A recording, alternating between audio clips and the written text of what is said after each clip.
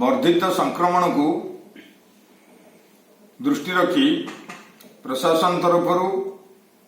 आज 30 तारीख मध्यरात्रु समग्र कोरापुट जिला को 48 घंटा अर्थात 1 तारीख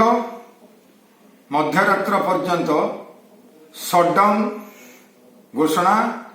करागला। समस्त जनसाधारण मानकु प्रशासन तरफ अनुरोध करा जाउछि जे ये जो आज मध्यरात्रु 1 तारीख मध्यरात्र पर्यंत जो 48 घंटा शटडाउन से माने संपूर्ण रूपे शटडाउन रो जो निर्देशावली रही ताको मानिबे एवं ताको खिलाफ कले पुलिस प्रशासन दृष्टांतमूलक कार्यक्रम ग्रहण करिवे। तेणु आमे ये वर्धित संक्रमण को प्रतिहत करिया पई आमे अन्य जिल्लारू ए जिल्ला को लोक मानकु जेभली जो हॉटस्पॉट डिस्ट्रिक्ट रही जेभली न आसी पारिबे बा आम भितरे जो रही कॉन्टैक्ट ट्रेसिंग ताको कॉन्टैक्ट ट्रेसिंग को